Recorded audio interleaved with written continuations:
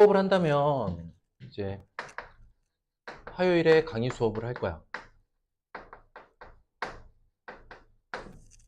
화요일에 강의 수업을 하면 일단 구성 자체가 약간 차이가 있을 수 있거든.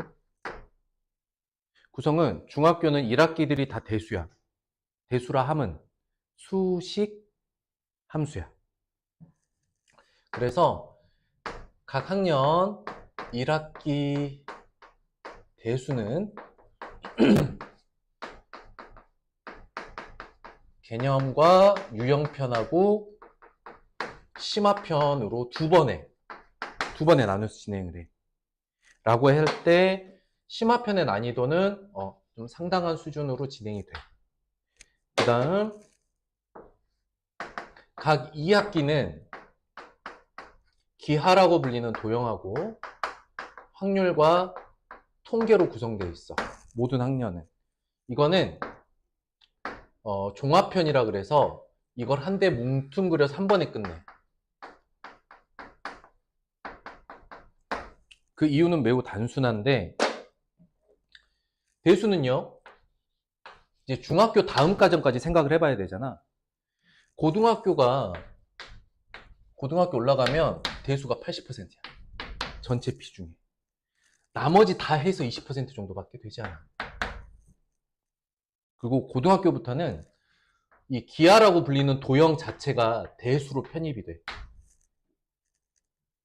그래서 어떤 일이 생기냐면 고등학교 이후부터는 모든 도형은 XY 좌표평면 위에 도형이 그려져. 이게 삼각형이 됐든 원이 됐든 어떤 곡선이 됐든.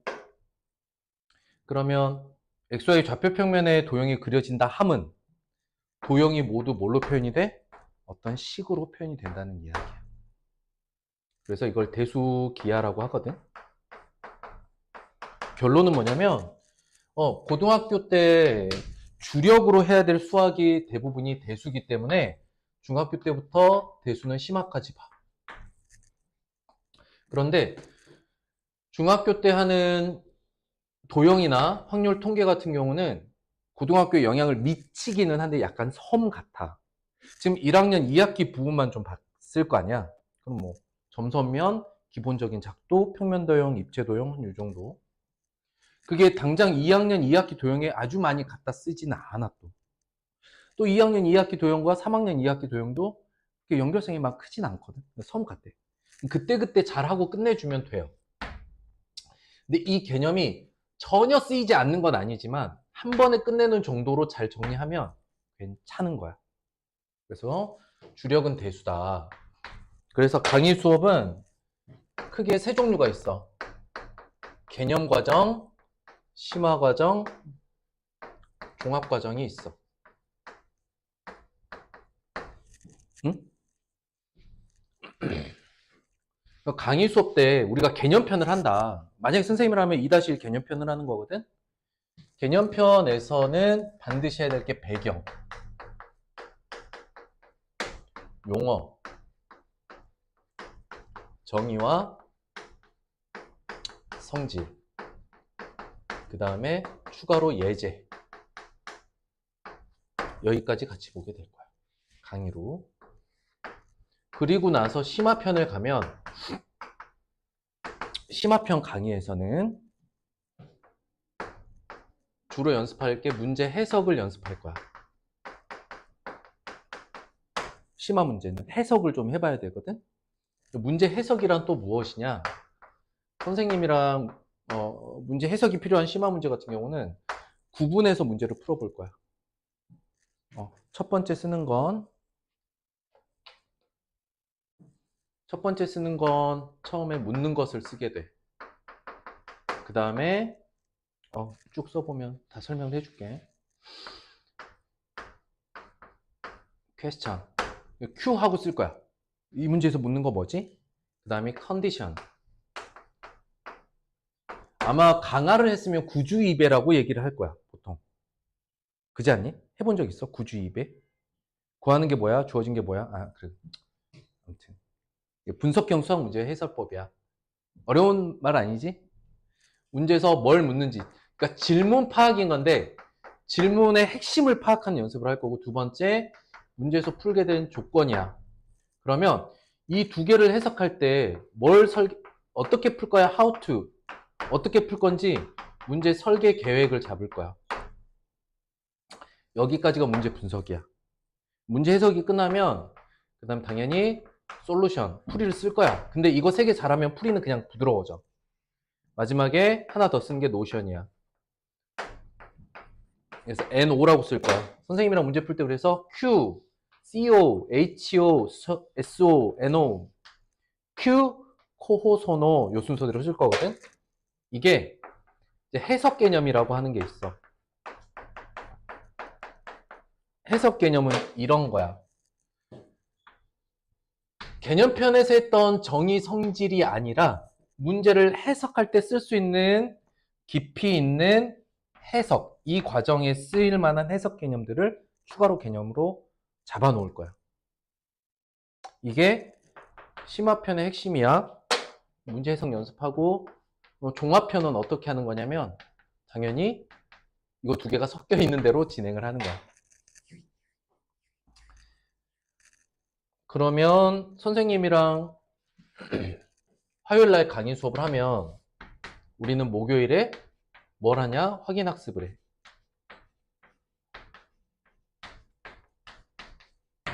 목요일 확인 학습 때는 교재의 구성 자체가 확인 학습이라는 카테고리가 따로 있거든. 확인 학습 때 확인 학습 문제 풀고 메솔님이 입력해봤지. 입력하고 그 다음에 입력한 거에 대해서 뭐 당연한 건데 채점, 오답 재도전, 수정, 그리고 안 되면은 선생님이랑 1대1 해설, 선생님이랑 문제 하면 요거는 오답 노트.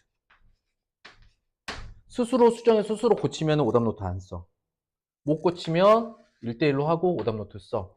여기까지 쓰면 여기서 틀렸던 문제 시험지로 봐. 테스트 하고 여기까지 끝나면 집에 가는 거야. 여기에 추가되는 게 뭐냐면 선생님이 수업 시간에 이렇게 잡아주는 개념들이 있어.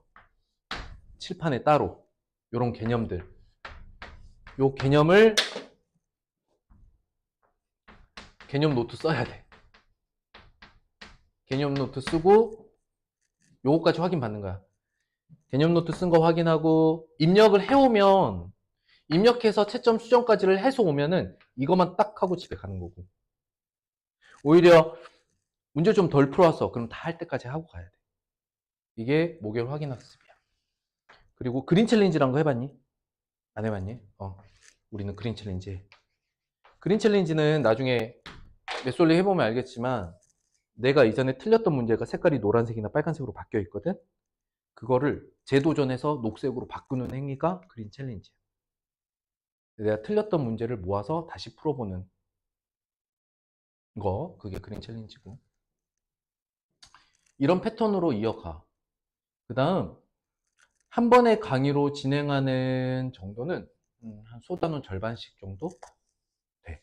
그래서 지금 계획 잡은 거, 만약에 한다면 계획 잡은 게 2-1을 10강으로 잡아서 10강. 10번, 선생님이랑 10번 수업하면 저 두꺼운 책 하나 끝내는 정도의 계획으로 진행을 하게 될 거야. 그 다음, 이 모든 과정에서, 숙제를 하는데 이 모든 과정에서 좀 이해가 안 됐거나 다시 보고 싶다 라고 하면 그냥 선생님 유튜브 들어가면 돼. 거기에 실시간 수업에 선생님이 시간만, 타임라인만, 뭐 쉬는 시간이나 선생님이 쓸데없이 날려먹은 시간만 다 이렇게 선생님이 편집해서 죽이고 그냥 다 살려놔. 그래서 복습은 그걸로 할 수 있어. 이 정도. 이해가 됐을까? 자, 오늘 청강 한번 해볼 거니까. 근데 청강 주제 자체가 제일 재미없는 단원이라 선생님이 고민을 좀 했어.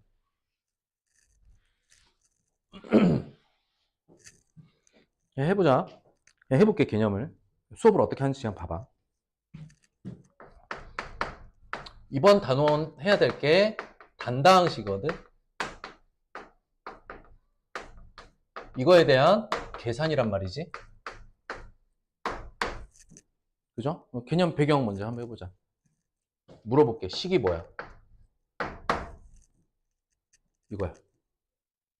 식.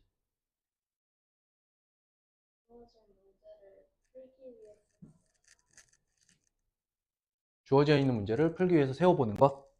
좋은 답인 것 같아. 자, 그럼 수학적으로 정리를 해볼게. 식은 한자로 하면 의식. 이해되니? 어떤 의식, 장례식, 졸업식과 같은 뭔가 절차를 갖춰서 행하는 행사 같은 걸 우린 식이라고 하잖아. 이건 뭐냐면 식이기 위해서 특별한 조건들이 있다는 뜻이야. 영어로 하면 expression, formula라고 말하는 거거든. expression은 뭐야? 표현이잖아. formula는 뭐냐면 form, 형식을 가지고 있다라는 뜻이야. 그러니까 어떤 조건과 형식을 갖추고 있는 거거든. 그럼 식은 뭐냐 수학적으로? 일단 수학적 표현이 쓰여야 돼. 수학적 표현. 수학적 표현으로 논리적 표현이어야 돼. 이게 식이야. 수학적인 용어와 수학적인 표현으로 해놓은 건 다 식이 돼. 이해가 됐니?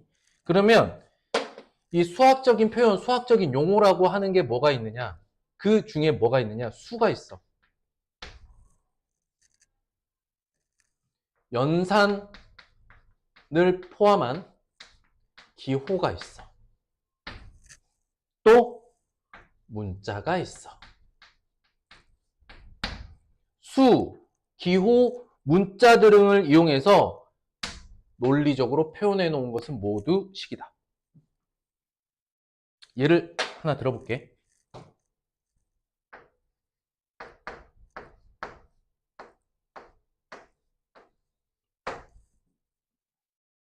뭐예요?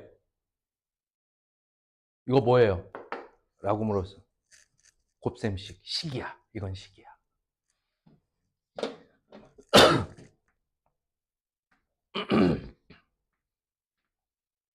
총 5개의 객체가 표현되어 있지.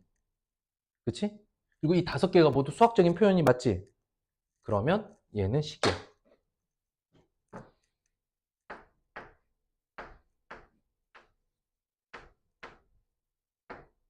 뭐 이렇게 써볼게. 이거는 쓰여져 있는 건 수학적인 용어들이 맞아. 논리적이지 않지. 그래서 얘는 식이 아니야.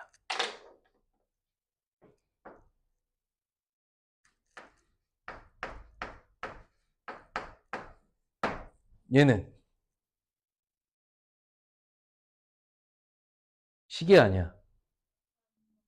식이야. 식인데 틀린 식이야. 수학적인 논리성이 무슨 말인지 알겠어? 이건 말이 안 되는 거야. 말은 되는데 틀린 말이야.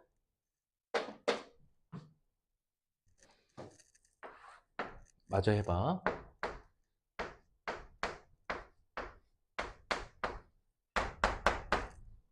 이건 식이 아니야. 이건 식이 아니야. 찾아봐. 식이 아닌 이유.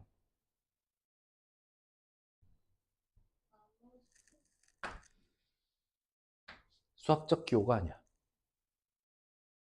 이해가 돼서? 점점점. 그래서 얘를 식으로 바꾸는 게 있어. 그게 바로 뭐야? 검산식이야.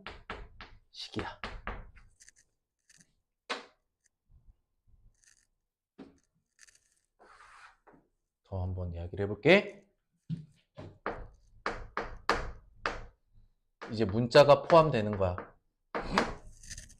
문자가 포함되는 식이야. 곱셈을 생략한다. 수와 문자 사이에서, 문자와 문자 사이에서, 문자와 괄호 사이에서 곱셈은 생략한다. 나눗셈은 띠용 되지? 자, 지금부터 문자를 쓰기 전에 먼저 정리를 해보자고. 연산법칙에 대한 이야기를 해볼 거야. 선생님이 지금 설명하는 이 모든 것들은 중학교 1학년 안에 끝났어야 되는 수학적인 기본 상식이야. 한번 잘 정리해봐. 연산법칙 뭐 있어?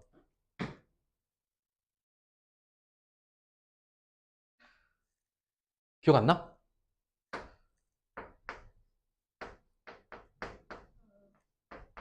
불러.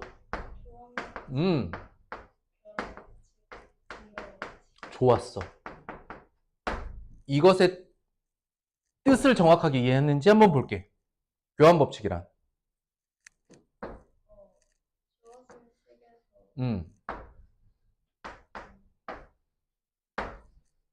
연산 법칙은 이렇게 하면 돼. 연산을 하는 대상과 그 연산 둘의 관계야. A 더하기 B는 B 더하기 A와 같아요. A 곱하기 B와 B 곱하기가 같아요. A 곱하기 B랑 B 곱하기 A가 같아요. 무슨 말이야? 덧셈과 곱셈은 연산하는 대상의 위치를 바꿔도 결과가 같다. 뺄셈과 나눗셈은 결과가 다르다. 좋아. 결합법칙은 뭐지?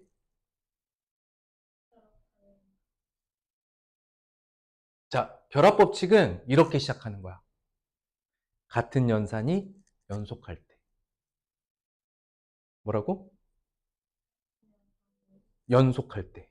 무슨 얘기냐면 A, B, C 대상이 있는데 쓰는 순서를 잘 봐.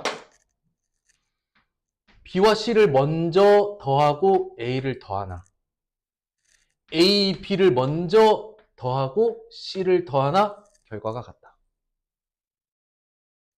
덧셈이 두 개가 있을 때 뒤부터 덧셈하고 앞을 더해도, 앞부터 더해가도, 다르게 얘기해볼까? 뒤에서부터 더해도 앞에서부터 더해도 덧셈의 결과는 같아. 뺄셈은 안 돼. 근데 덧셈만 돼? 또 뭐가 돼? 곱셈이 돼. 곱셈은 앞에서부터 곱하나 뒤에서부터 곱하나 결과가 같다. 결합법칙은 뭐라고? 뭐 어떻게 시작해? 같은 연산이 연속할 때. 같은 연산이 연속할 때 연산 순서에 관계없이 결과 같다. 분배법칙은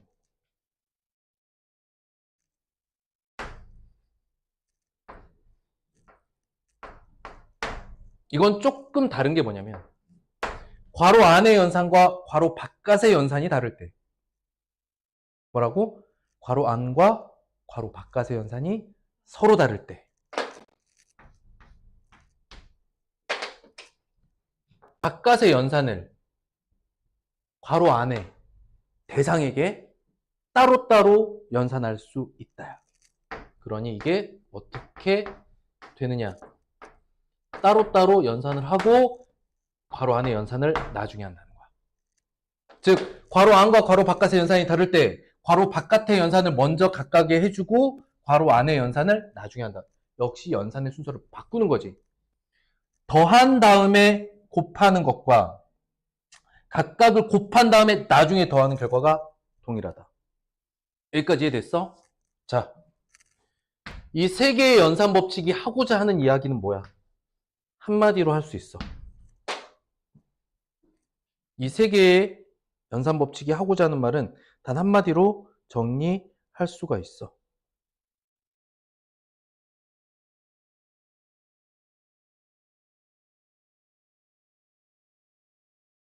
뭘까? 찾아내봐. 찾아내봐.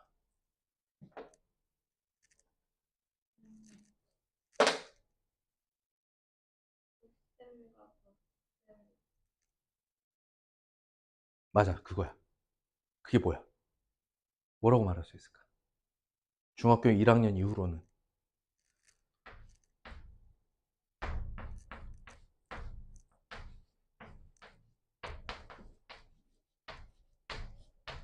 이게 결론이야.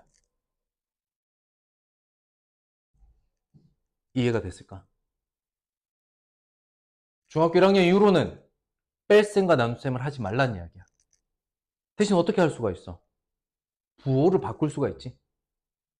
나눗셈은 곱하기 역수를 사용할 수 있지. 여기까지 이해되니? 즉 덧셈과 곱셈이 가지고 있는 이 세 가지 연산 법칙으로 인해서 덧셈과 곱셈은 아주 자유로운 계산을 할 수 있는 연산이야. 근데 뺄셈 나눗셈은 이게 다 불가능해. 그러니 연산이 더 자유로운 덧셈과 곱셈만 남겨보려고 해. 이해까지 해야 되니? 그러면 뺄셈을 덧셈으로 바꾸는 방법, 부호를 바꿔주면 돼. 나눗셈을 곱셈으로 바꾸는 방법, 곱하기 역수가 있어. 이게 연산법칙의 핵심이야. 이해가 됐어?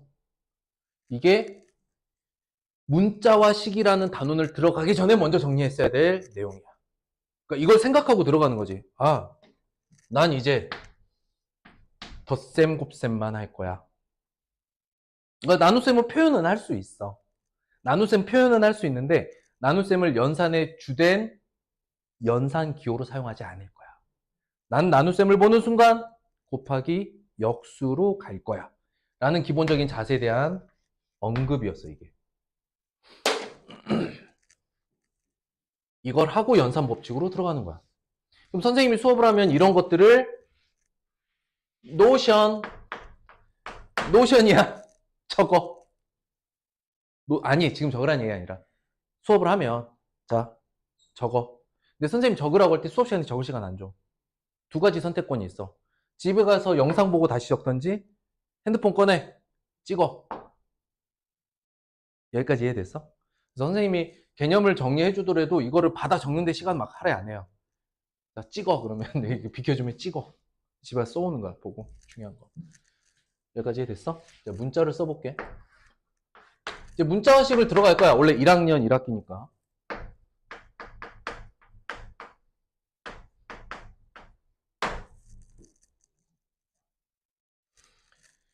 자, 이제 문자를 사용할 건데 이제 기본적인 거 다 했을 거니까 기본적으로 다항식, 항식, 아하. 일단 항이 뭐죠?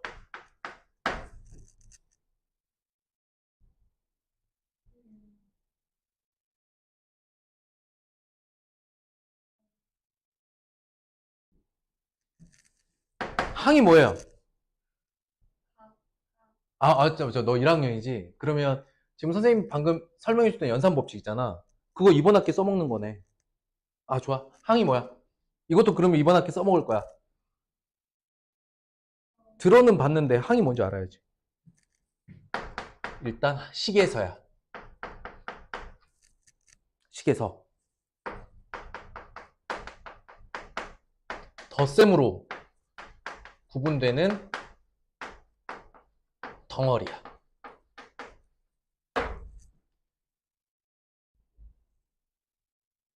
일단 식이니까 논리적으로 연산기호를 이용해서 수와 문자들이 쫙 나열이 되어 있겠지.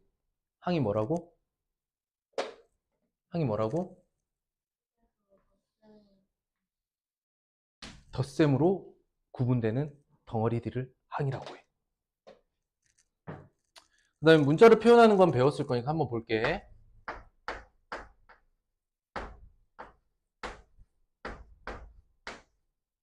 이거 뭐야? 썼어 내가. 이게 뭐야? 식 중에 좋아. 다항식 아직 설명 안 했지만 식이야. 다항식이고. 항이 몇 개 있어? 3개의 항을 각각 불러봐.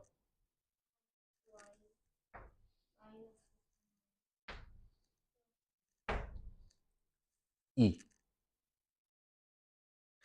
여기서 체크해보고 싶었던 건 이거야. 이 두 번째를 뭐라고 읽을 건가? 마이너스를 붙여서 읽을 거냐? 아니냐? 인 거거든? 마이너스를 붙여서 읽어야 돼? 안 붙이고 읽어야 돼? 이유는 뭐야?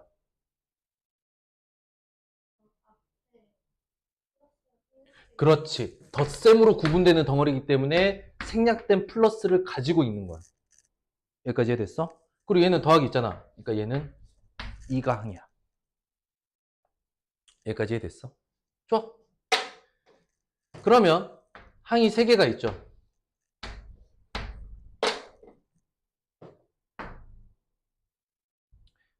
항에 대한 이야기를 하고 다항식 얘기를 해보자. 항이 있어. 하나의 항에 수와 문자가 곱해져 있으면 곱해져 있는 수를 뭐라고 불러요?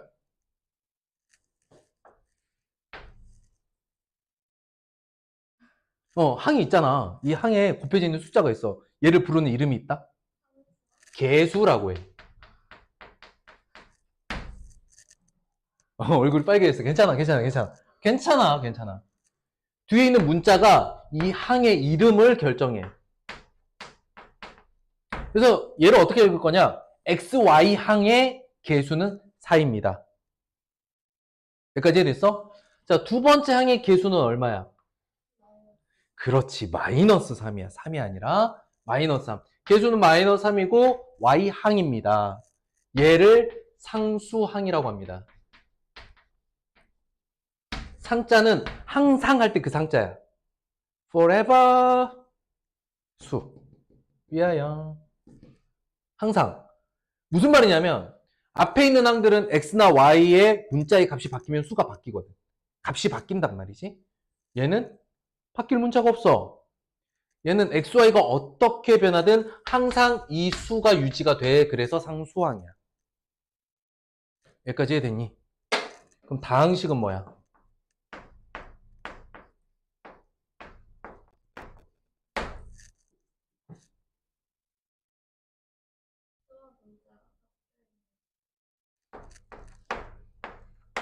항이 두 개 이상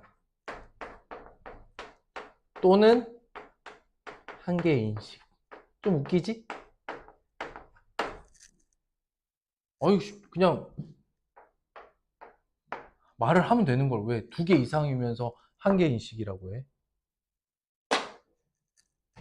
다자는 많을 다자야. 그런데 여기서 오해하면 안 되는 게 뭐냐면 항이 하나로 되어 있는 걸 단항식이라고 하거든. 응? 항이 하나짜리를 단항식이라고 해. 근데 단항식도 다항식의 한 종류야. 근데 항 한 개짜리를 따로 단항식이라고 불러. 그러면 단항식에는 뭐가 있느냐? 수로 이루어져 있는 게 있겠지. 이해됐어? 문자로 이루어진 게 있겠지. 수와 문자가 곱해져 있는 것도 있겠지. 수와 문자가 엄청 많이 곱해진 것도 있겠지. 다 단항식이야. 그럴 때 주어져 있는 식에 등호를 붙이면 등식이 돼. 여기까지 이해됐어? 자, 그러면 얘는 어때? 식이 아니야. 선생님 여기다가 등호를 썼어? 식이 아니야. 아니지. 뭐야? 논리적이지 않잖아. 왜냐? 왼쪽에 값들이 쫙 나열되어 있어. 얘가 같대. 이해가 됐니? 영어로 따지면 주어야. 서술어가 나왔어. 뭐가 없어? 이거에 대한 표현이 없지. 우변에 뭔가를 채워야 식이 돼. 여기까지 이해됐어? 자, 이렇게 되면서 등식이 시작이 되는 거야. 1학년 1학기 아직 등식을 알아보자. 아직 2학년 1학기 안 넘어왔어? 자, 등식. 등식에 아는 거. 등식 중에 아는 거. 들어본 거. 아하. 자, 등식은 크게 세 가지로 나눠. 등식의 첫 번째.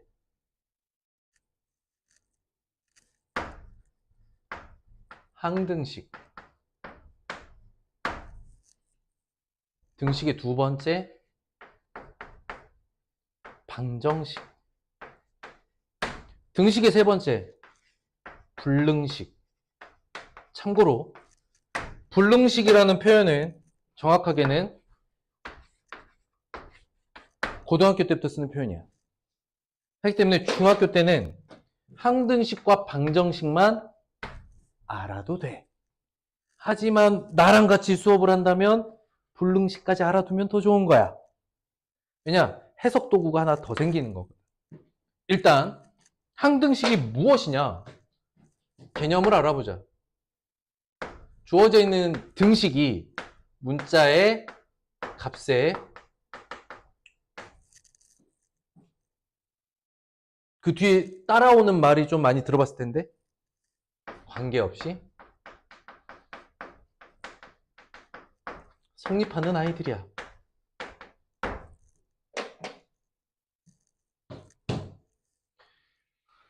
얘는 그러니까 주어져 있는 식이 문자의 값에 관계없이 항상 성립한, 선생님 너무나 당연한 얘기를 당연하게 말하면 당연하게 어떻게 받아들이죠? 이런 느낌이 들거든. 이건 뭐냐? 기본적으로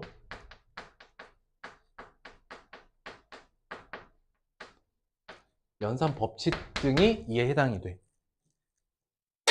예를 들어볼게. 항등식.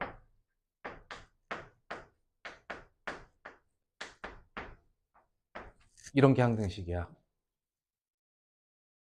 어때? 선생님 너무 당연한 건데요? 맞아. 당연한 거야. 근데 그렇게 당연하게 되는 연산 법칙 등이 항등식에 포함이 돼. 이거를 왜 이해해야 되냐면 방정식을 이해해야 되기 때문이야. 항등식은 연산 법칙 등이라서 어떤 결론에 이르느냐? 식 정리하잖아? 식을 정리한 후에는 어떻게 식이 떨어지냐면 좌우에 남은 게 하나도 없어져. 이항하고 나면 아무것도 없어지는 식이 돼. 왜냐? 좌변과 우변이 완전히 동일한 식이기 때문이야. 그러니까 이 방향으로 가면 허무해져. 항등식을 다루는 이유는 주로 연산 법칙 등을 설명하기 위해서 다루는 거기야. 방정식 뭐냐? 그러면 얘랑 다른 거지. 문자의 값에 따라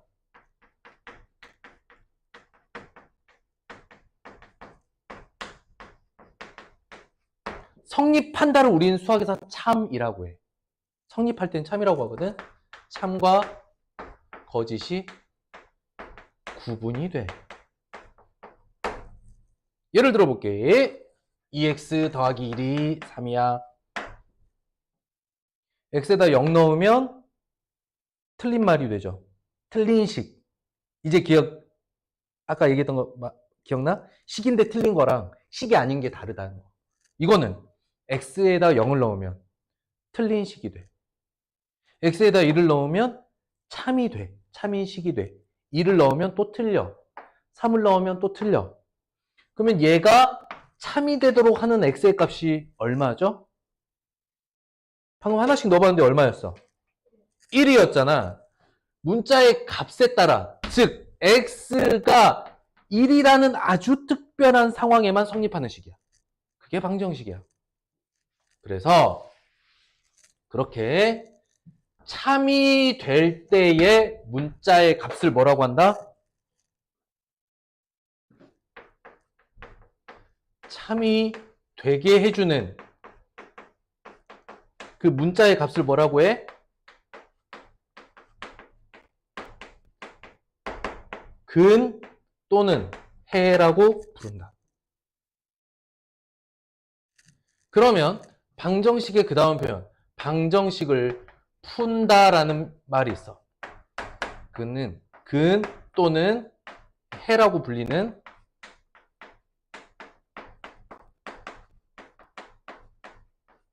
x값을 구하는 행위를 방정식을 푼다라고 말해. 그럼 다음 방정식을 풀어라라는 건 무슨 말이야? 근을 구하라라는 뜻이야. 불능식은 뭐냐? 이 시작이 똑같다. 문자의 값에 따라, 문자의 값에 따라, 문자의 값과 관계없이 무조건 틀린 식이야. 그래서 불능식이 되는 건 나중에 필요하면 설명을 해주게 될 거야. 선생님이랑 개념을 하면 요 정도는 기본 개념 할 때 짚고 가는 거야. 이해가 됐어? 그때 이제 예제를 풀 때 이거는 뭐야? 식이에요. 식 중에 뭐야? 등식이에요. 등식 중에 누구야? 방정식이요. 이렇게 이제 이어지는 거지. 그랬을 때 항등식에 대한 이야기를 중학교 1학년 때는 깊게는 안 짚고 넘어가. 그래서 머릿속에 막 그 항등식에 대한 어떤 개념이 확 잡히진 않을 수도 있어. 필요하면 하겠지만 아마 학교에 선생님 충분히 잡을 것 같고. 그래서 만나는 게 방정식이잖아. 방정식 단원으로 넘어왔어. 자, 방정식 단원에 넘어오면, 그러니까 지금 선생님이 말하고 있는 건 2학년 1학기의 단당식의 계산이란 단원을 공부하려면 적어도 1학년 내용 중에 지금 선생님 설명하고 있는 것을 잘 이해하고 있어야 2학년 거 들어왔을 때 삐끗삐끗하지 않는 거야. 그러니까 자꾸 이렇게 문제 푸는 어떤 요령? 야, 이건 이렇게 푸는 거야. 풀어봐. 따라 풀기는 하는데 나중에 난이도가 올라갔을 때 해석이 안 돼. 뭐 하라는 거지? 말귀를 못 알아듣게 되는 일이 생기는 거지. 그래서 이런 수학에서는 이렇게 배경이나 기본 정의 성질을 한번 정리를 명확하게 하고 그 다음에 높은 난이도의 개념들을 더 쌓아주는 게 대단히 중요한 거야. 자, 방정식 볼게요. 그래서 방정식은 단원에서 다루는 게 첫 번째, 다음 중 방정식 찾기를 제일 먼저 시켜. 다음 중 방정식 찾아라. 그리고 두 번째가 바로 방정식 풀이야. 방정식이 푼다가 무슨 뜻이라고? 그렇지. 그래서 방정식의 풀이는 방정식이란 단원에서 매우 기본적이고 아주 기초적인 내용에 불과해. 여기까지는 뭐 좀 심하게 말하면 개나 소 나는 거야. 사실은 우리가 방정식 단원에서 해야 될 진짜 문제는 이런 상황인 거야. 미정계수 상황에서의 조건 문제. 다음이 방정식이 되기 위한 조건을 찾으시오. 오라던가. 다음에 근이 자연수가 되도록 하는 x는 몇 개가 있는가? 라던가. 아직 안 접했을 수도 있어. 즉 조건식 문제라고 불리는 게 있어. 그러니까 미정계수를 정해놓고요. 미정계수라고 하면 계수를 아직 미정 상태로 놔두는 거야.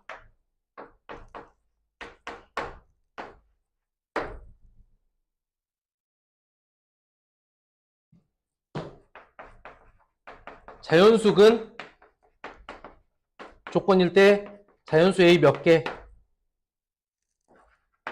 자연수 A를 이렇게 물어보는 거야. 얼마야? 뭐뭐 있어?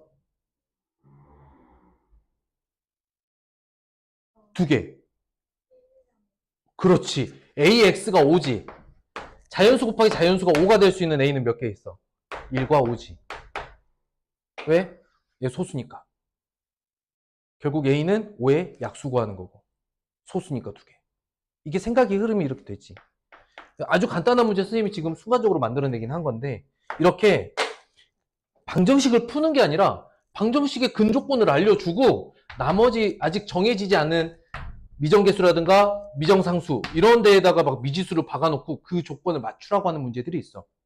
난이도가 좀 올라가면. 그 다음에 학생들이 가장 사랑하는 활용이라는 문제가 있어. 집에서 학교를 가는데 동생은 걸어가고 언니는 자전거 타는데 15분 늦게 출발해서 동시에 도착해요.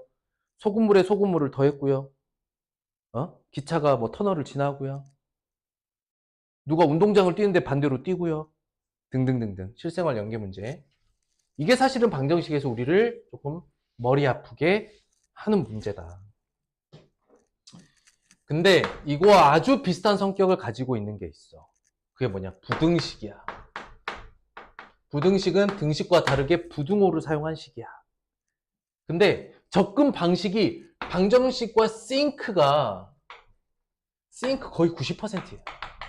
그러니까 문제의 구성이나 단원의 구성은 방정식이랑 부등식이 비슷해. 이런 특징을 가지고 있다.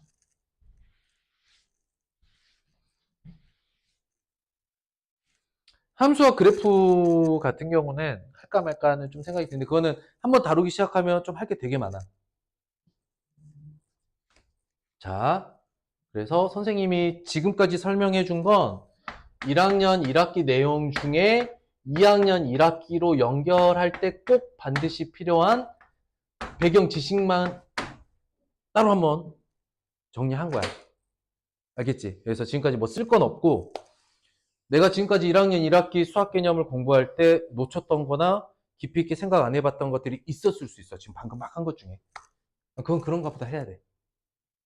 그리고 지금부터 할 때는 이제 그런 부분을 너무 소홀하게 다루면 어차피 비슷한 개념들을 깊이 있게 들어가는 거란 말이야, 이게. 2학년에도 방정식이 있고 중학교 3학년에도 방정식인데 다 달라. 근데 방정식이야. 그러면은 다시 거꾸로 올라가면 방정식이 무엇인지를 알면 그 다음에 어떻게 다룰 건지가 생각이 돼. 이런 거거든. 자, 여기까지가 보통 수업을 하면 1교시야. 이해가 됐지? 그럼 1교시 동안은 계속 개념을 서로 주고받으면서 수업을 해. 그리고 쉬어. 2교시 때는 방금 선생님 설명했던 개념을 가지고 필수 예제를 해석해 볼 거야. 3교시 때는 그러니까 원래는 맨 첫 번째 시간은 지난 시간에 대한 복습을 하고 두 번째 시간에 개념하고 세 번째 시간에 필수 예제에 적용해 보고 그다음 그러면 숙제로는 그거에 대해서 혼자서 이제 배웠던 내용을 개념으로 정리한 다음에 문제 풀어서 와 보는 거야. 뭐 확인학습 때 선생님이랑 와장창창창창 채점하고 고치고 막 하는 거야. 끝. 이게 반복되는 거고 방학 특강 없고 대신 이렇게 한 번에 이렇게 강의로 쭉 진행하는 양은 아마 일반적으로 하는 학원에서 진도 나가는 것보다는 조금 더 속도가 있을 거야. 나는 어쨌든 강의할 때는 쫙 진도 나가고 집에 가서 그걸 복습해오는 거는 학생 몫이라고 생각해. 뭐 잘해오면 빨리 하고 끝내는 거고 어려우면 그게 늘어지는 거고 본인 몫이니까. 그래서 일단은 오늘은 잠깐 쉬었다가 요 단원 내용 한번 설명해 볼게. 알겠어? 한번 들어보고 그 다음에 방금 들었던 내용으로 필수 예제 한번 풀어보고 요런 느낌으로 수업을 하고 숙제는 이런 부분이 나가겠구나라고 느껴본 다음에 너가 판단하면 돼. 알겠지? 다행인 건 딱 이 시간대가 수업이 없어 현재. 그러니까 수업을 하나 만들고 만들었을 때 한 명 수업을 만들까? 나는 그냥 해도 괜찮다고 생각을 했어. 뭐 이따 보면 친구들 오지 않겠니? 안 올래나? 중학교 1학년 중에 지금 2학년 1학년 3을 4번 더한 걸 귀찮으니까 줄여놓은 거야. 그래서 같은 수를, 그러니까 수학은 항상 연상, 기호든 표현이든 반복되는 걸 줄여서 표현하는 게 가장 기본이야. 뭐 얘기할지 알겠지? 그치? 그러니까 같은 수를 여러 번 더하면 곱셈으로 줄여서 표현을 해.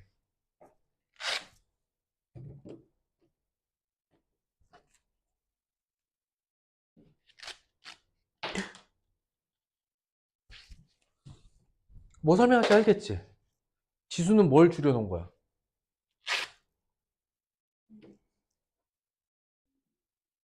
같은 수를 여러 번 더한 걸 줄여놓은 게 곱셈이잖아? 정답. 같은 수를 여러 번 곱해. 반복되는 거 귀찮아. 그래서 이 위에 이렇게 쓰는 거야. 가장 기본적일 거고. 그러면 그 전에 그러면 잘 봐봐. 3a 더하기 4a는 7a라고 쓰잖아. 이게 분배 법칙이거든 사실. 근데 분배 법칙도 사실은 뭐냐면 축약식에 대한 해석이야. a를 3번 더했고 a를 4번 더했다. 그럼 이 안에 뭐가 보여야 되면 a 더하기 a 더하기 a로 보여야 돼 이게. 그지? 여긴 또 a 더하기 a 4번 했지. 그러니까 7번 더했어요. 이렇게도 분배 법칙 해석이 되는 거야. 곱셈도 마찬가지야.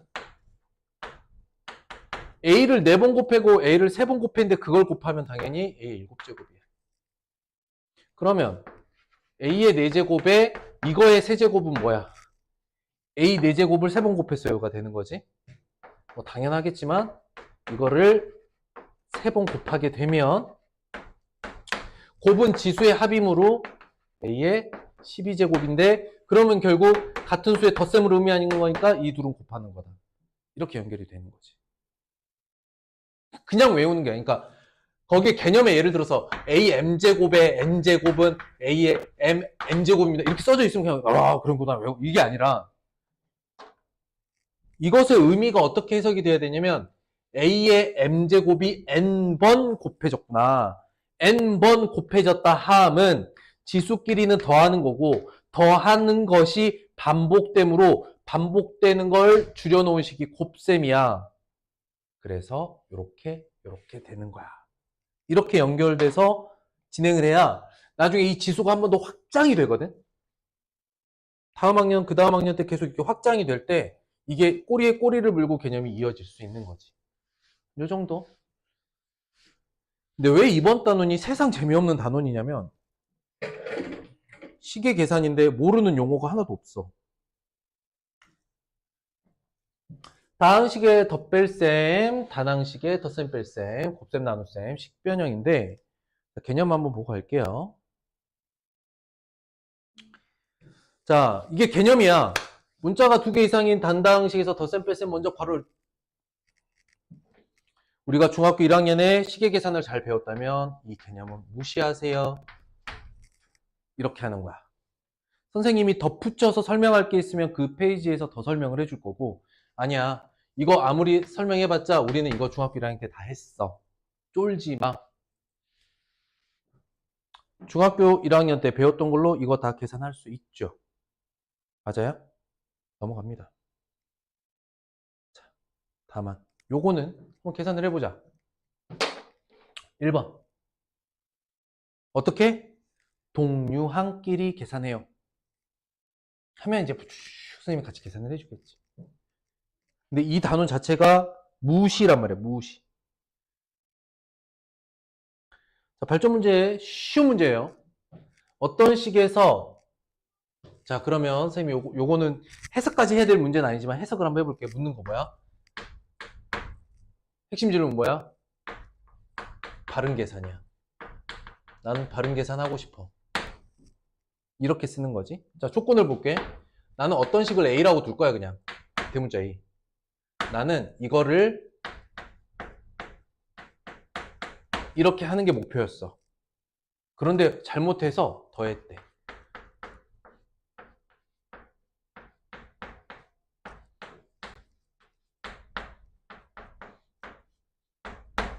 이게 끝이야. 어떻게 풀 거야? 설계해 볼게. 설계는 크게 2가지가 가능해. 이 문제는 풀 수 있는 방법, 떠오르는 방법 2가지야. 뭐 A 구하고 대입한다. 이게 첫 번째 설계야. 너무 단순하지? 2번째, 관계 해석을 해보는 거야. 나는 A란 값에서 얘를 빼고 싶어. 맞지? 자, 봐봐. 나는 이거 수직선으로 표현하면은 세모에서 뒤로 가고 싶었어. 앞으로 갔네? 근데 이 결과를 알아. 내 목표는 여기야. 이해가 됐니? 세모는 몰라. 내가 아직 얘가 미지값이야. 아는 건 너랑 너 모르고 너를 알아. 여기까지 가고 싶어. 어떻게 가면 돼? 경로로 생각해봐. 다시. 여기서 출발해서 일로 가는 게 목표였어. 근데 거꾸로 간 방향의 결과와 간 양을 알고 있어. 내 목표는 여기야. 어떻게 가면 돼?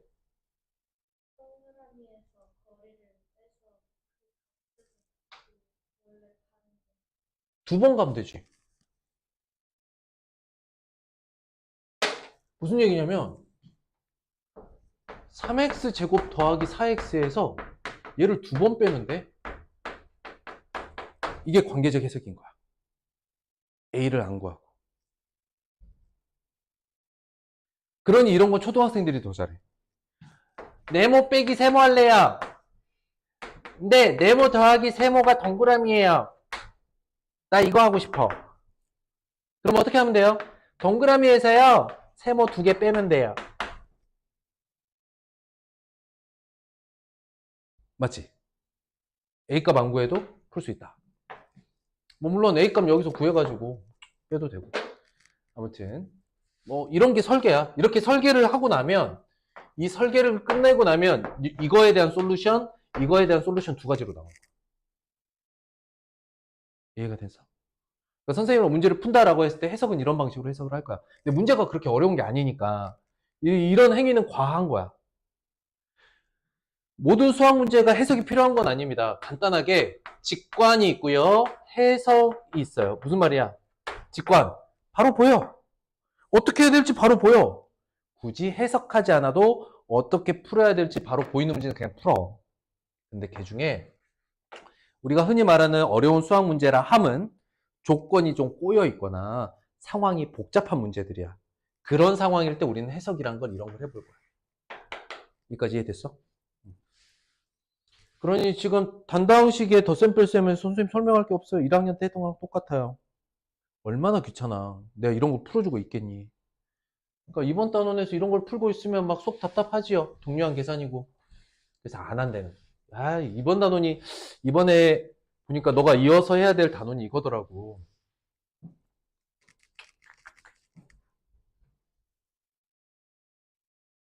꺼. 아니야, 식변형만 좀 해볼게. 그래서 너 순환소수 했을 텐데 순환소수 확인해보고 싶었어. 그래도 4번 문제 한번 볼게.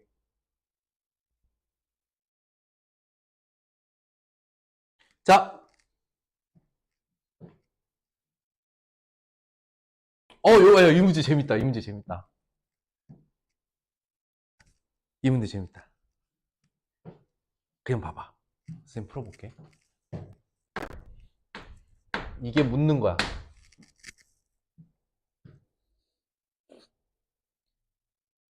식에 대한 개념이 잘 잡혀 있으면 이 문제를 딱 보고 얘는 식인데 식 중에 어떤 식이야? 등식이야. 좋아. 등식 중에 어떤 식이야? 정답. 오, 완전 잘했어, 방금. 이거는 항등식이야. 좋아. 식 중에 항등식이야. 어떻게 풀까? 항등식이 뭐지?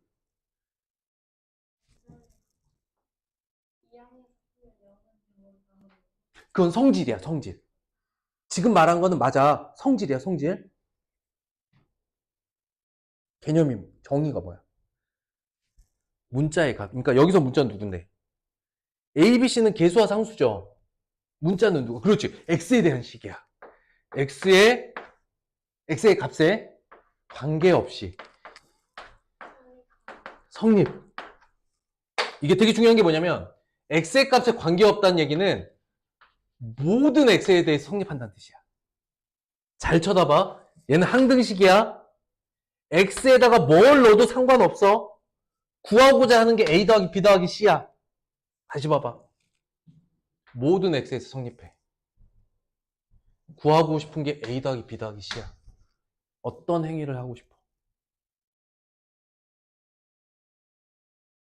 어떤 행위를 하고 싶어?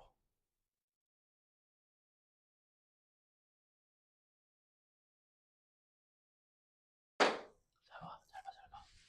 아주 잘했어. 지금 앞부분까지 해석을 완전 잘했거든? 일반적으로 학생들은 어떻게 푸냐면은 여기를 이렇게 제일 나쁜 짓은 뭐냐면 갑자기 좌우변에 12를 곱해요. 그래서 이렇게 분수로 된 거 불편하니까 막 정리를 해. 두 번째 어떤 친구들이 있냐면 선생님 이거 등식이니까 좌우변에 12 곱하면 여기가 흐트러지기 때문에 전 통분할래요. 이런 친구도 있어. 그래서 통분해서 이 식을 막 정리해. 좋아. 세 번째 학생이 나타나. 문제를 풀려고 봤더니 항등식인데? 문제에서 풀고 싶은 게 A 더하기 B 더하기 C야. 얘는 항등식이야. 근데 항등식까지만 알지 항등식의 정의나 성질이 떠오르지 않으면 지금부터 선생님이 푸는 방법에 대한 아이디어가 생기지 않아. 근데 항등식의 정의를 정확하게 아는 친구들은 이 문제를 보는 순간 지금부터 선생님 설명하는 방식이 바로 튀어나와. 항등식이란 x에 무슨 짓을 해도 상관없는 식이야. 맞아? 근데 더 하고 싶은 게 a 더하기 b 더하기 c야. 뭐 하고 싶어져? 막 이걸 엄청 하고 싶어져야 돼. 그렇지. 양변에 1을 넣고 싶어져야 돼.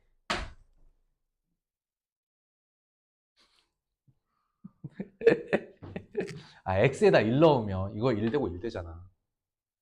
여기는 뭐가 돼? 수가 되잖아. 끝났어. x에다 1을 넣으면 내가 구하고자 하는 a 더하기 b 더하기 c가 그냥 이쪽에서 나와. x에다 1 대입하고 싶어져. x에다 1 더하면 어떻게 되느냐? 이거는 굉장히 여기다가 1 대입하잖아요. 그러면 그냥 계수 총합이 돼요. x가 다 1로 변하니까. 그래서 a 더하기 b 더하기 c는 마이너스 4분의 1. 그 다음 여기다 1 넣어봐. 마이너스 3분의 1.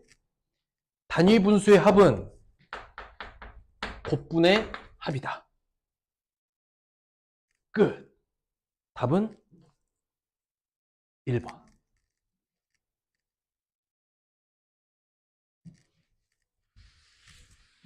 아, 이거 단위 분수의 합은, 이거 초등학교 지금 5학년들이 하는 거거든요.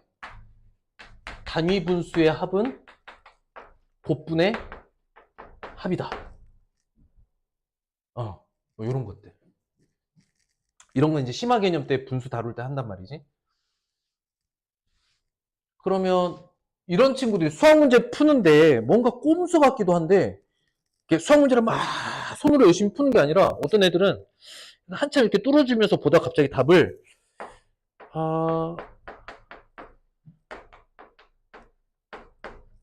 이러고 끝내버려. 어떤 애가? 이상한 애니 얘? 아니지. 그러니까 수학 문제를 들여다보는 이 관점에 따라서 어떤 친구는 이제, 자, 선생님 지금부터 제가 시작을 해보도록 하겠습니다. 그럼 선생님 막 박수를 쳐준단 말이지. 이런 친구들한테.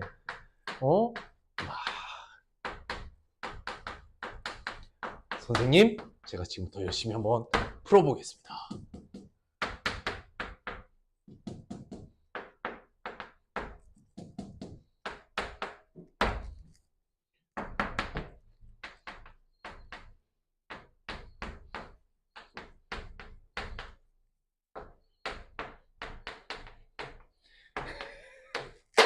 이러고 있는 거야.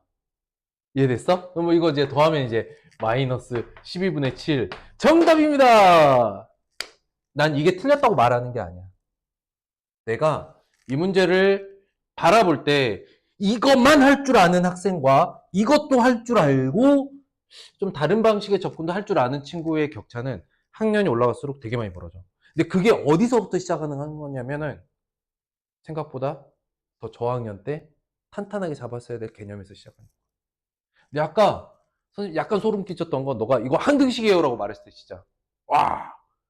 이 소리가 공부 제대로 해놨구나.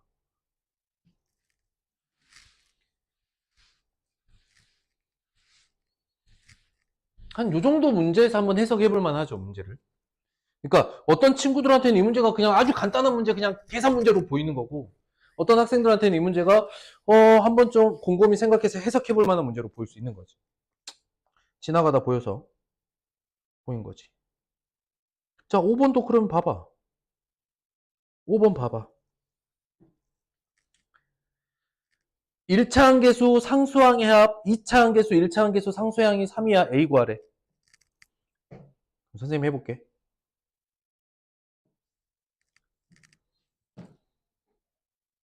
선생님 그냥 한번 해볼게.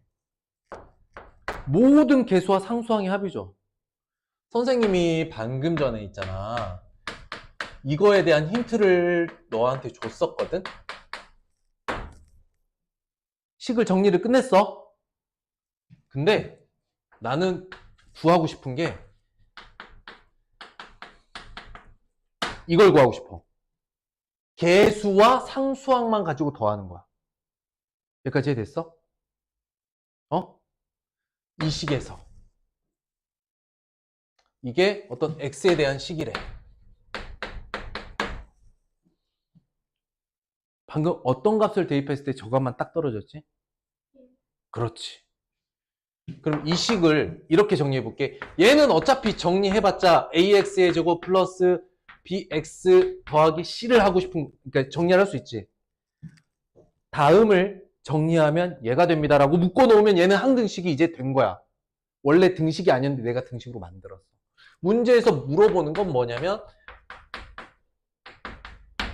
이게 현재 3일 때의 a의 값을 물어본 거야. 맞지? 그러니 이건 식 정리하지 않고도 그냥 1 대입하면 x에 대해 1 대입해 볼게.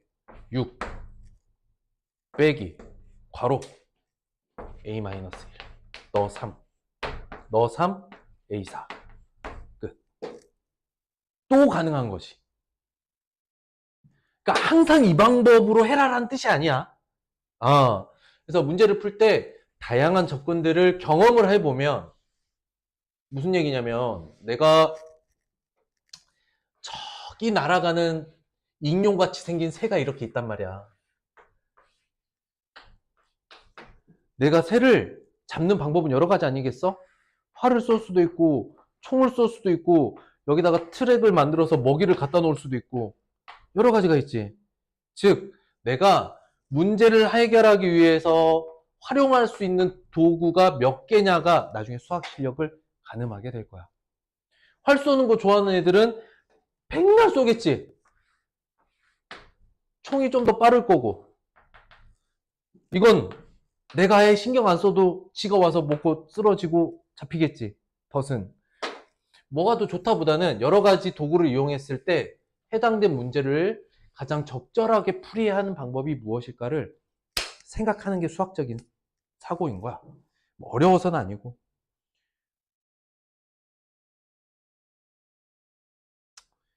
그래서 이런 거는 별로 재미가 없을 것 같아.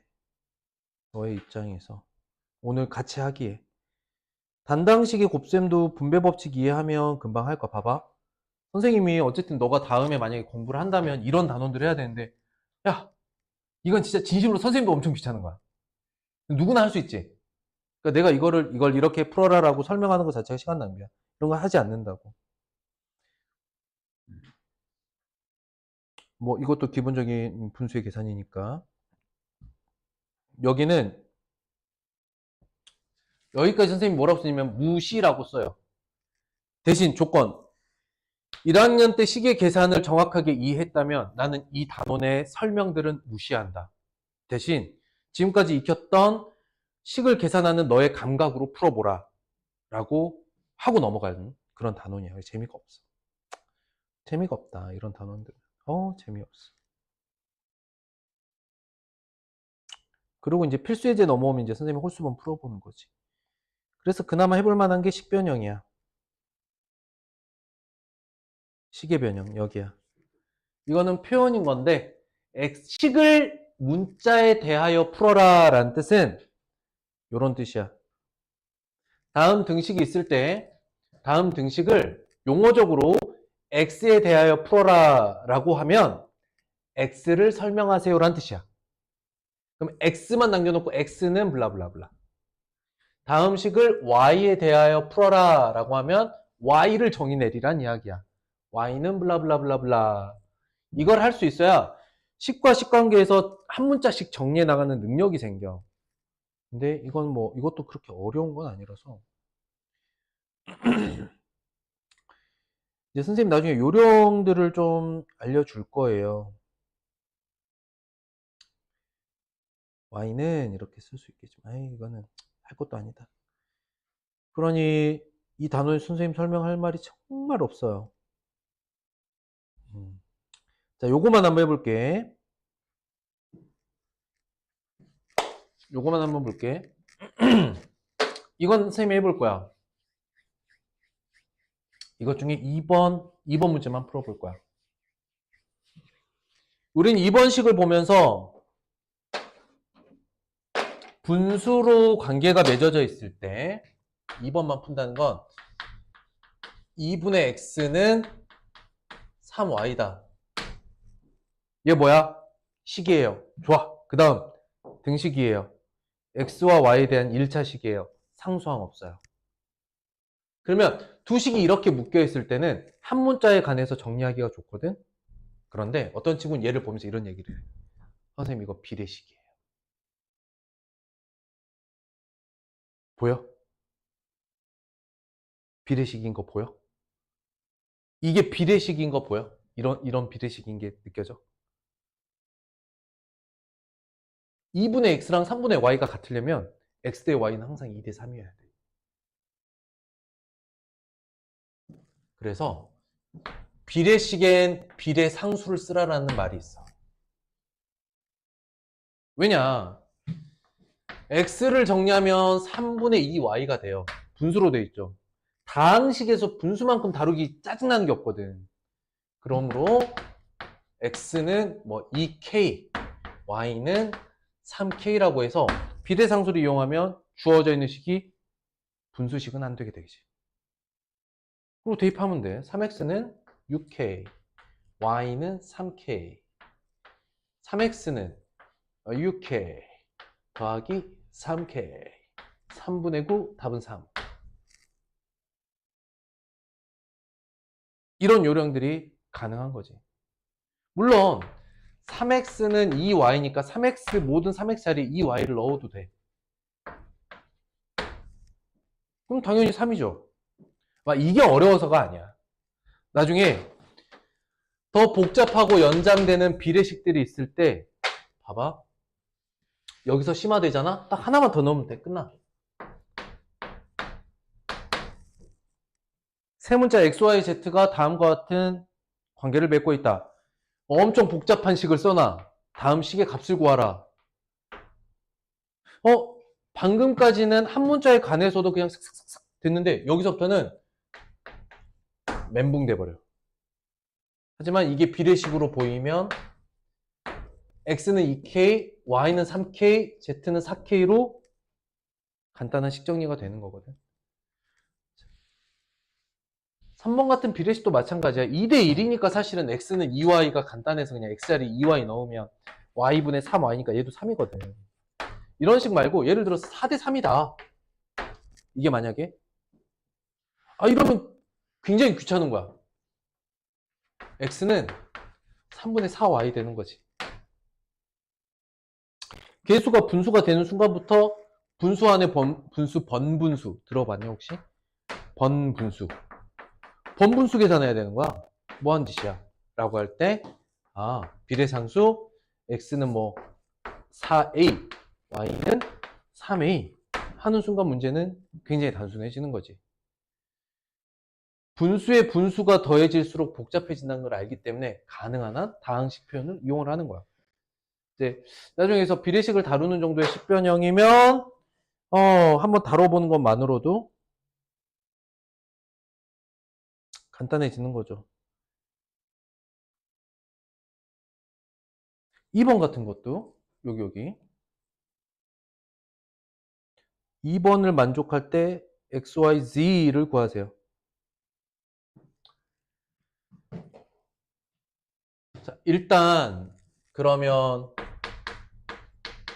정정 조건하고 부정 조건에 대한 이야기를 한번 해볼게요.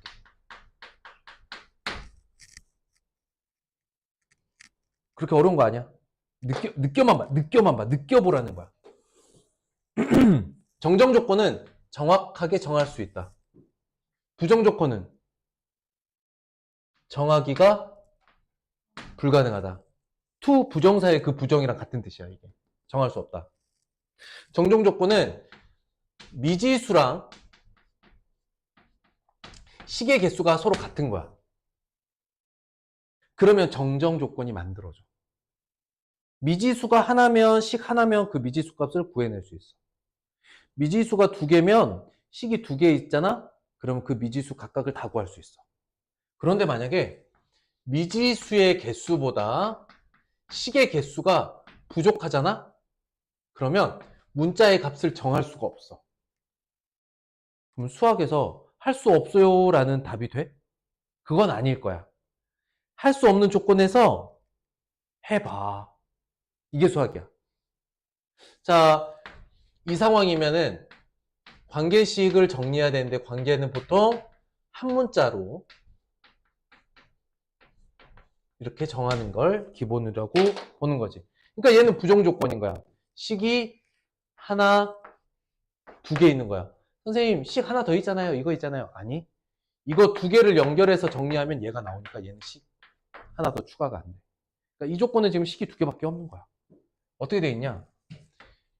y 더하기 z분의 1이 1이고 z 더하기 x분의 1이 1이야. 나는 그냥 한 문자로 정리하고 싶어. 근데 여기에도 같이 들어있는 문자가 하나가 있어. 누구야? z야.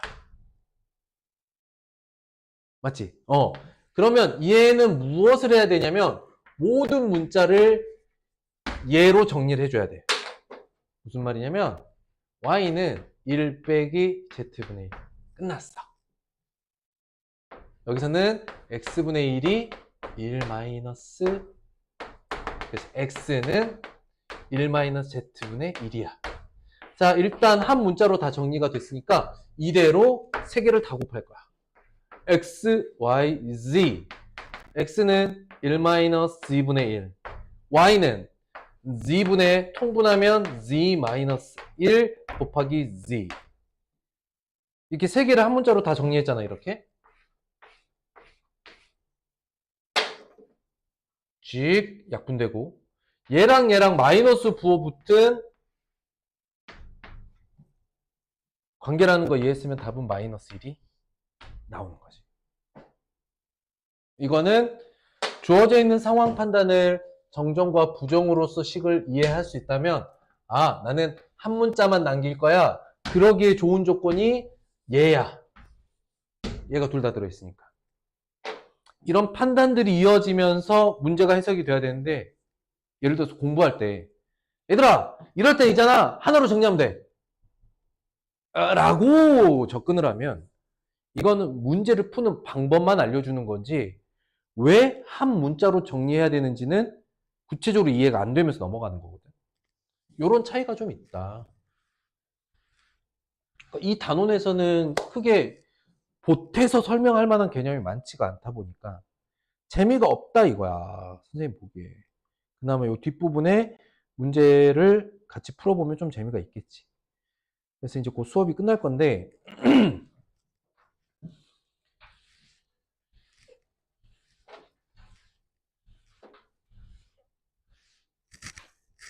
만약에 집에 가서 엄마랑 얘기해보고 만약에 하게 되면 이번 주 목요일부터 그냥 확인학습을 한번 들어왔으면 좋겠어. 그래서 뭐 하고 싶냐면 그 앞에 순환소수 했잖아. 어? 순환소수 부분을 잘 공부해봤는지 한번 문제를 풀어보는 거야. 뭐가?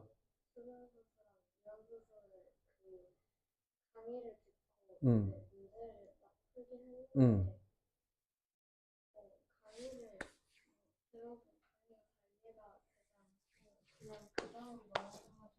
아, 그래? 얘기 좀 들어볼래? 그냥 들어봐. 일단 순환소수는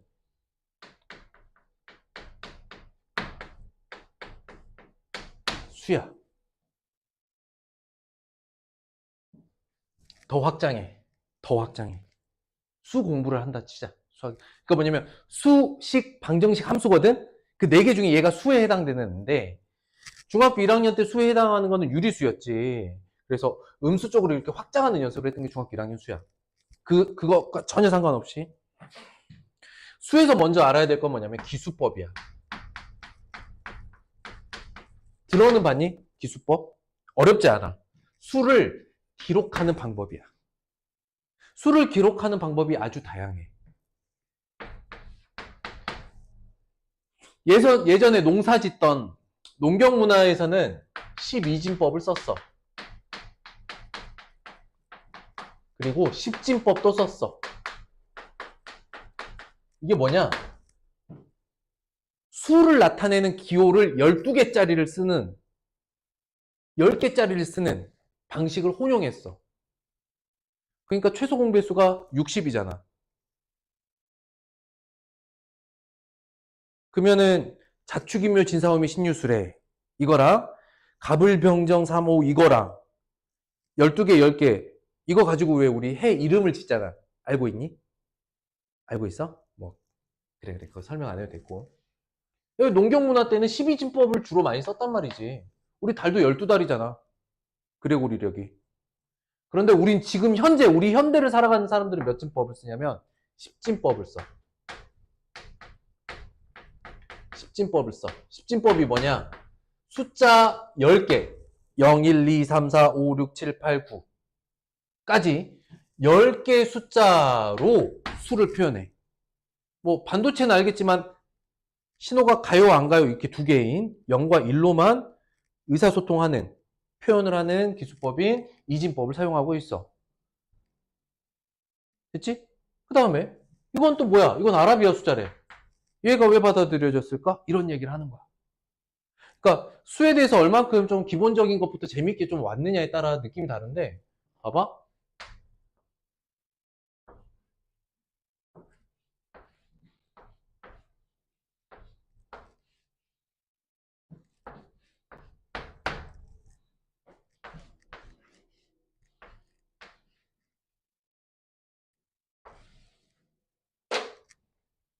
이게 초기 아라비아 숫자야. 지금 우리가 쓰는 거랑 거의 같지. 왜 이렇게 이걸 보고 왜 그 서양에서 유럽 사회에서 이거를 완전한 대체제로 기수법으로서 완전한 대체제로 딱 받아들일 수 있었냐 이거를 어떻게?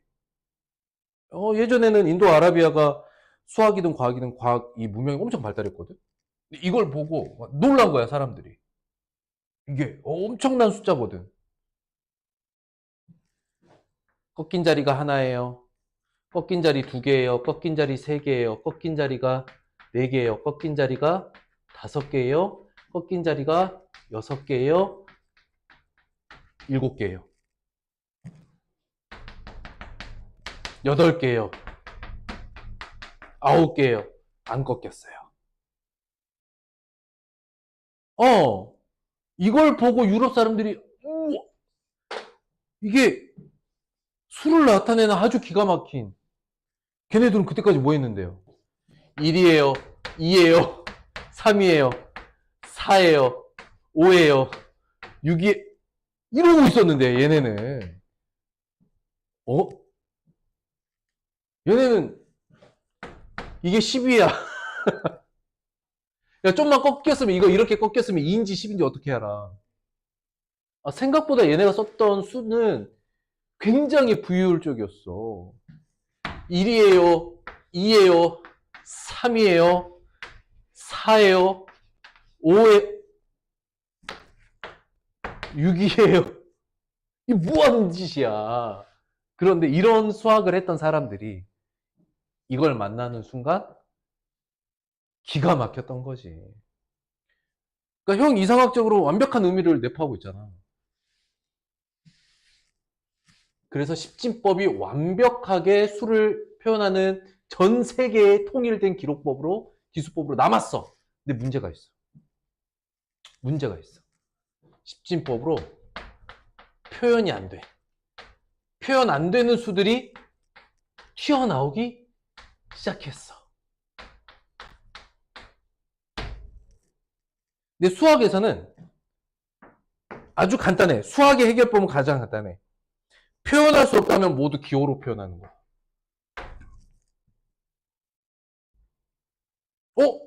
어렵지 않아. 딱 10개, 그러니까 글자로, 봐봐.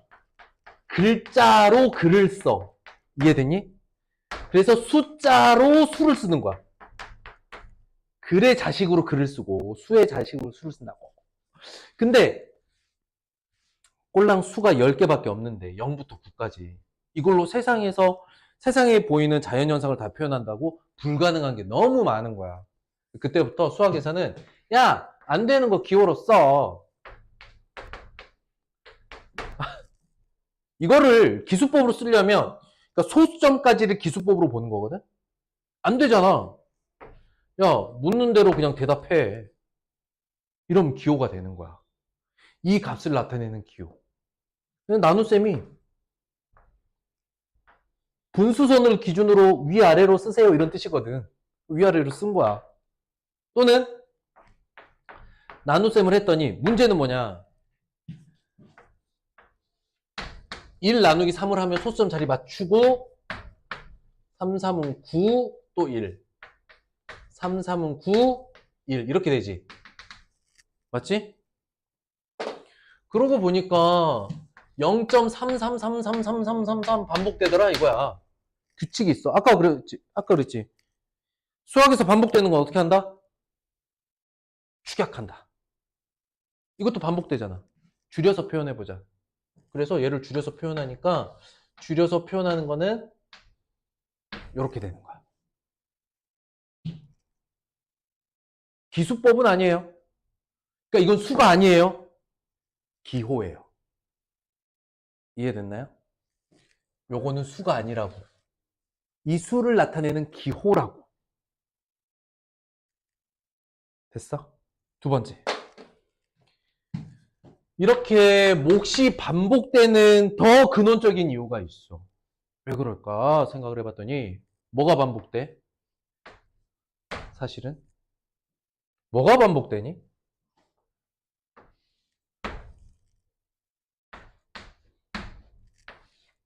뭐가 반복되지? 나머지가 반복돼. 즉 어떤 일정한 구간에서 반복되는 나머지를 만나잖아? 그러면 뭐 여기서는 다 똑같이 반복되니까 0.3으로 끝났는데 분모가 7이거나 분모가 13인 거는 6자리가 나오거든요.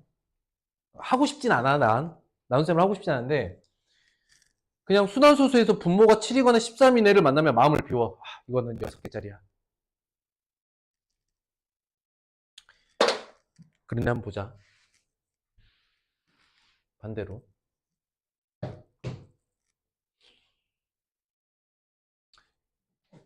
일단은 순환소수에서는 그래서 방금 봤던 것처럼 나눗셈을 이해하고요. 나눗셈이 갖고 있는 한계가 있었지.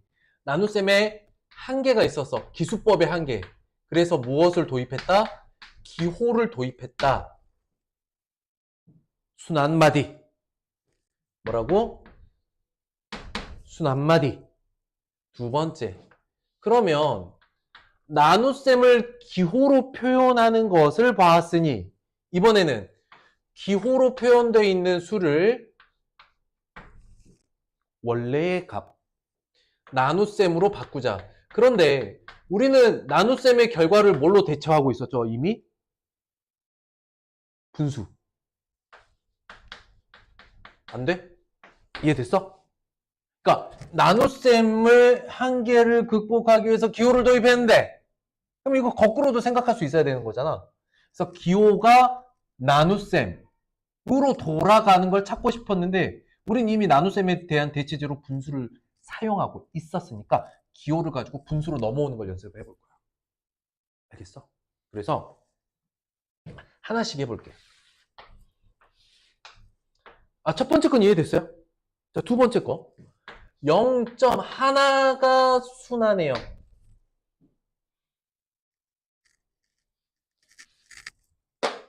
이거의 핵심은 순한마디 같은 수의 차로서 구할 거야. 소수점 아래가 순한마디가 동일한 두 수가 있다면 빼면은 뭐가 나와? 자연수가 나오지. 이해됐어? 소수점 아래의 형태가 완전히 똑같으면 빼면은 소수점, 우리가 머리 아픈 게 소수점 아래잖아. 그러면은 차를 통해서 그 부분이 사라지게끔 만들 수 있거든. 그걸 이용한다는 거지. 그러면 얘를 x라고 또 볼게. 그래서 x는 0.a야.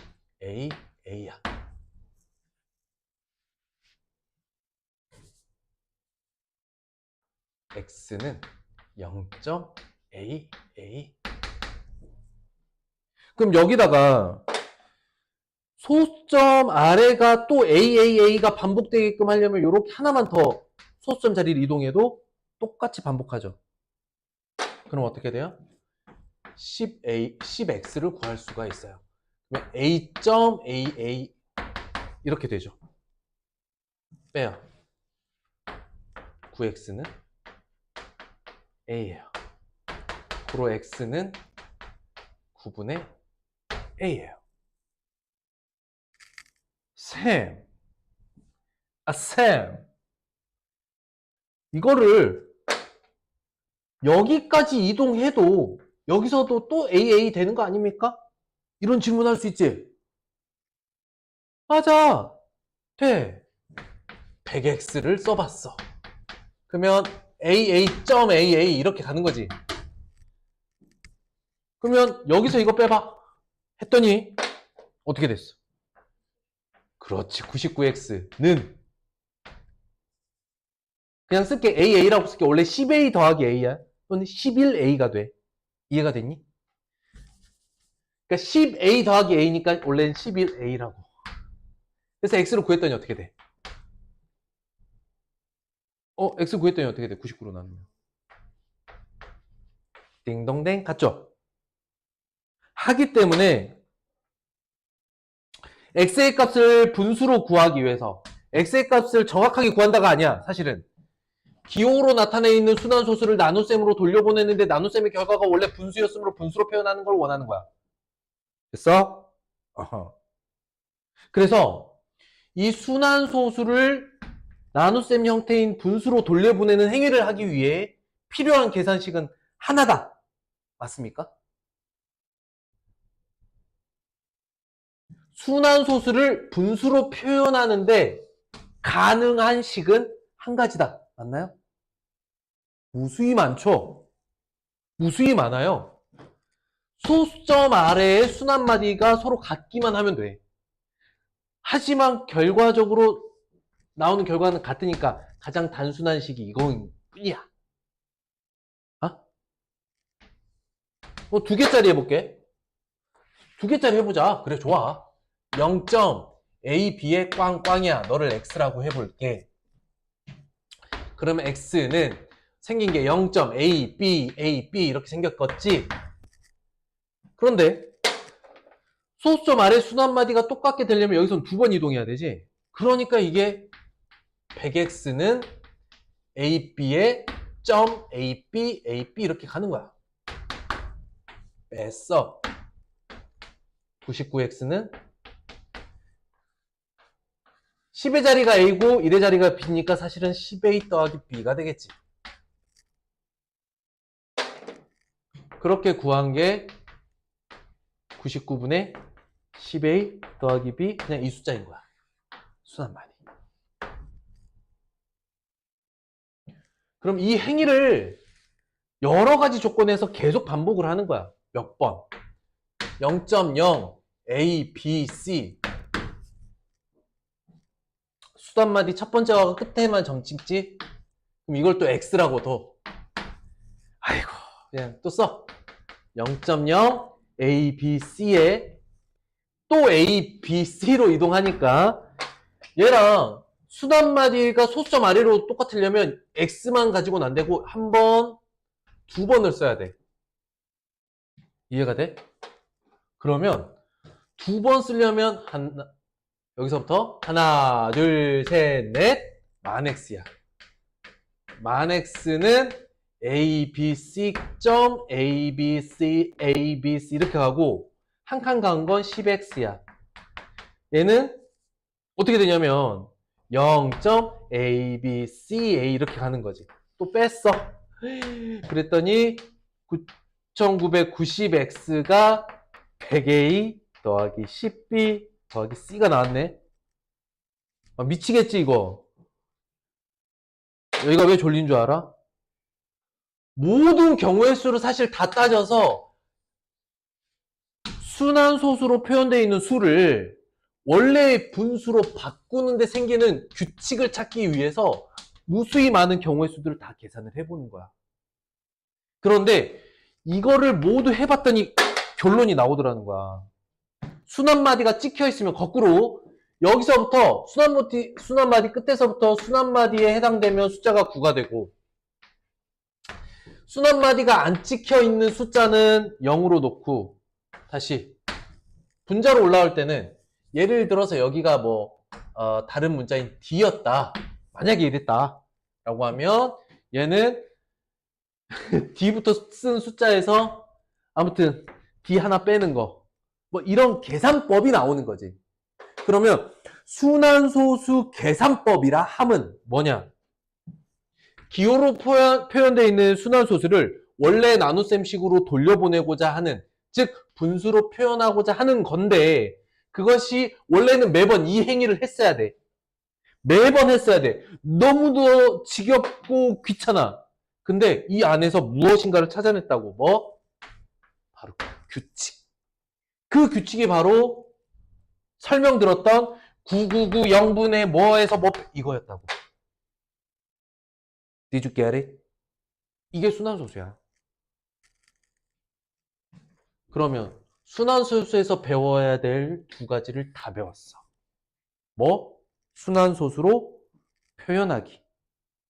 두 번째는 순환소수를 역으로 나눗셈, 즉 분수로 표현하기. 그럼 이 단원은 끝나는 거야. 더 노골적인 얘기를 해줄게. 이렇게 배우고 나서요. 중3, 고1, 고2, 고3 그 다음 어떤 학년에도 두 번 다시 순환소수가 나오지 않아요. 좀 허무한 단원이긴 해. 뭘 알면? 미래를 알면. 미래를 알면 이 순환소수 단원이 좀 허무하긴 한데 그러면 이 단원에서 우리는 그럼에도 수학적 의미를 가져가야 되는 게 뭐냐? 그건 바로 기수법이야. 왜냐? 순환소수를 기수법으로서 이해를 하면 3학년 1학기에서 나오는 기가 막힌 새로운 수체계가 나오거든? 나중에 이게 이렇게 연결은 돼. 뭐야? 십진법으로 표현할 수 없는 수는 기호를 쓴다. 그게 시작이 되는 거야. 그게 시작이 되면서 이런 방식으로 수를 다루는 게 고1, 고2, 고3까지는 계속 나와. 그러니까 수를 기수법으로 해석하게 되면 중2의 순환소수가 의미를 갖게 되고 단순하게 순환소수 표현법으로만 보면 다시는 안 나와. 그러니 이번 단원에서 힘주어서 생각해 봐야 될 게 뭐냐? 기수법이 가지고 있는 수학적 특징이야. 우린 0부터 9까지만 가지고 모든 수를 표현해. 근데 그걸로 표현할 수 없는 수가 있어. 그건 다 기호로 표현해. 이게 핵심이야, 사실은. 그리고 그렇게 기수법으로 표현할 수 없는 수를 처음으로 기호로 표현한 건 사실은 분수야. 사실은. 예를 들어서 2 나누기 3. 우리가 아는 기수법으로 표현은 안 되잖아. 그래서 3분의 2라고 쓴 거야. 그러니까 그런 분수를 제외하고는 기수법으로 표현할 수 없는 수는 무조건 기호로 표현합니다. 라는 이 의미로서 순환소수가 첫 번째 수야. 그런 의미를 갖는다. 순환소수에서 알아야 될 거는 이 두 가지야. 나눗셈의 한계를 느껴서 기호를 사용해서 표현한다. 기호로 표현되어 있는 순환소수를 다시 나눗셈으로 돌려보낸다. 이 두 가지만 할 줄 알면 나머지는 그냥 문제 해석이야.